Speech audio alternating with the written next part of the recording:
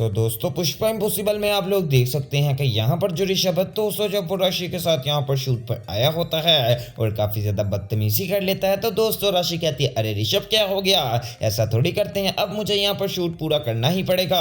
अगर मैंने शूट पूरा ना किया तो मामला काफी ज्यादा खराब हो जाएंगे, इसलिए जरा बात को समझो और जरा इतने उतावले मत बनो और बात को यहाँ पर ध्यान से सुनो। तुम थोड़ी देर बाहर जाकर वेट करो, मैं थोड़ी देर में बाहर आ जाऊंगी। तो दोस्तों ऋषभ कहता है नहीं राशि, आज तुम्हें शूट क्या मेरे से ज्यादा इंपॉर्टेंट है। तो दोस्तों राशि कहती है नहीं ऋषभ ऐसी बात नहीं है, तुम हर बात अपने से क्यों बना लेते हो। बात ये है कि सिर्फ और सिर्फ आज जो मसला बन जाएगा ना, क्योंकि यहाँ पर ये मेरे ऊपर केस भी कर सकते हैं अगर मैंने शूट ना किया। अब दोस्तों यहाँ पर जब राशि ये बात करती है ना ऋषभ से, तो ऋषभ फाइनली बात को समझ लेने वाला है, लेकिन फिर भी उसके मन में बहुत ही ज्यादा गुस्सा होता है। अब यहाँ पर दोस्तों जब ऋषभ वहां से जाने लगता है ना, तो उसी बॉस का मोबाइल फोन उतार कर अपने साथ लेकर चले जाता है, जो बॉस ने दोस्तों यहाँ पर ऋषभ को बोला था। अब दोस्तों यहाँ पर दूसरी तरफ उसके जो बॉस है जब वो शूट वगैरह कर रहे थे, तभी जब उनको अपना मोबाइल फोन नहीं मिलता तो वो अपना मोबाइल फोन ढूंढने लगते हैं और कहते हैं यार यहाँ पे मेरा मोबाइल पड़ा था, आखिरकार वो कहाँ पर चला गया। तो दोस्तों साथ ही यहाँ पर जब मोबाइल नहीं मिलता और इधर उधर देखने के बाद जब दोस्तों यहाँ पर वो एक दूसरे से पूछ रहा होता है और कहते हैं कि मेरा मोबाइल कहाँ पर है, क्या किसी ने मेरा मोबाइल फोन देखा। तो दोस्तों कोई भी बंदा कहता है कि नहीं सर, हमें तो पता भी नहीं कि आपका मोबाइल फोन कहाँ पड़ा हुआ था, तो हम देख कैसे सकते हैं। अब दोस्तों यहाँ पर वो राशि से भी पूछता है तो राशि कहती है कि नहीं सर मुझे नहीं पता। अब दोस्तों ऋषभ दरअसल वो मोबाइल फोन पकड़ कर ले गया था और उसके सामने पड़ी हुई थी चाय की उबलती हुई यहाँ पर एक बहुत ही बड़ी कटोरी, जिसमें दोस्तों वो यहाँ पर उसी बॉस का मोबाइल फोन उसमें डाल देने वाला है। अब राशि ये सारा सीन देख लेती है तो वो कहती है ये ऋषभ भी क्या कर रहा है, अगर बॉस को पता चल गया तो वो यहाँ पर बहुत ही ज्यादा काम खराब होगा। अब मुझे किसका साथ देना चाहिए, अपने हस्बैंड का यहाँ पर बॉस का। अब दोस्तों इतनी देर में यहाँ पर राशि के बॉस कहते हैं कि राशि क्या तुमने देखा मेरा मोबाइल फोन। तो दोस्तों राशि कहते हैं कि नहीं सर मुझे इस बात का नहीं पता। अब दोस्तों यहाँ पर ऋषभ यहाँ से चले जाने वाला है मोबाइल फोन उस प्याली के अंदर डालकर। हालांकि दोस्तों ऋषभ को ऐसी घटिया हरकत नहीं करनी चाहिए थी, लेकिन फिर भी दोस्तों अब यहाँ पर उसने ये घटिया हरकत कर दी है और मुझे जहां तक लगता है अब ये सारी जो घटिया हरकत की है ना ऋषभ ने, इसका सारा हर्जाना यहाँ पर राशि को भुगतना पड़ेगा, क्योंकि ऐसा ही होता है। अब दूसरी तरफ दोस्तों आप लोग देख सकते हैं कि यहाँ पर दोस्तों जो जेलर है वो कदामनी के पास आ रही होती है और दोस्तों वो अब कदामनी से कॉल पे बात करवा रही होती है उसके यानी कि वीरेन से। अब दोस्तों कदामनी कहते हैं कि वीरेन भाई कुछ ना कुछ करो और मुझे यहाँ से बहुत जल्द बाहर निकलवा लो। अब दूसरी तरफ दोस्तों यहाँ पर जो पुष्पा है उसके बारे में सारी डिटेल कदामनी को पता चल जाती है कि वो यहाँ पर हॉस्पिटल तक पहुंच चुकी है बच्चों की तस्करी में। अब दोस्तों कदामनी कहती है कि वो यहाँ पर हॉस्पिटल तक पहुंच चुकी है, तो जेलर कहती है हॉस्पिटल वाला क्या सीन है तेरे इस सीन में। तो दोस्तों कदामनी कहती है कभी तुझे बात आएगी ना फिर बताऊंगी, लेकिन ये जो पुष्पा इम्पॉसिबल है ना ये बहुत ही बड़ा यहाँ पर हथकंडा है, ये किसी भी बंदे की यहाँ पर बायोडाटा निकलवा लेती है और उसकी डिटेल पता करवा के फिर उसके पीछे हाथ धोकर पड़ जाती है। इसलिए जरा मुझे अब अपना यहाँ पर बचाव करना पड़ेगा, क्योंकि ये जो पुष्पा है इसके पीछे मैं नहीं जाना चाहूंगी। और अगर पुष्पा ने किसी ना किसी तरीके से मेरे तक यहाँ पर रसाई हासिल कर ली और मेरी सच्चाई का पता लगवा लिया तो काम काफी ज्यादा खराब हो जाएगा। अब दूसरी तरफ दोस्तों यहाँ पर जो जेलर है ना वो भी बात बता देती है कि तेरी जो आईपीएस प्रार्थना थी ना वो भी यहाँ पर उसकी जो तूने सस्पेंड करवाया था वो दोबारा से अनसस्पेंड हो गई है। दरअसल एक बंदा आया था और उसने मुझे यहाँ पर रिकॉर्डिंग सुनाई थी जिसमें तू भी बात कर रही थी, मैं भी, और साथ ही साथ वीरेन भाई भी।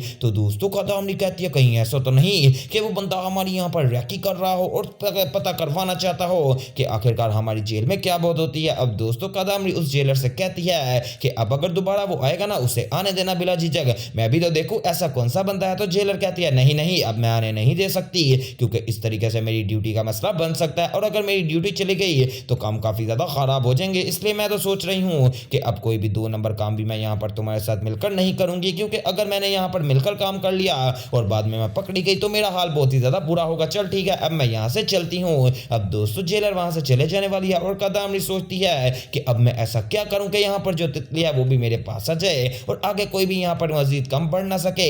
अब दोस्तों दूसरी तरफ दिखाया जाता है कि यहाँ पर जो प्रशांत यादव है दोस्तों जो कि बच्चों की तस्करी में शामिल था, आज दोस्तों वो यहाँ पर बैठा सोच रहा होता है, कहता है कि बच्चों की तस्करी का माहौल सही था, किसी ना किसी के बच्चे चुरा लेता था और दिहाड़ी लग जाती थी, लेकिन आजकल तो कोई काम ही नहीं है और वैसे भी अब तो चोरियां चकारियां करके ही काम को चलाना पड़ता है। दोस्तों ये वही प्रशांत यादव है जिसने तितली को यहाँ पर चोरी करके कदामनी को ला कर दिया था और वहां पर एक मरा हुआ बच्चा रख दिया था। अब दोस्तों यहाँ पर प्रशांत यादव कहता है कि किसी ना किसी तरीके से चोरी करके पैसे कमाने ही पड़ेंगे।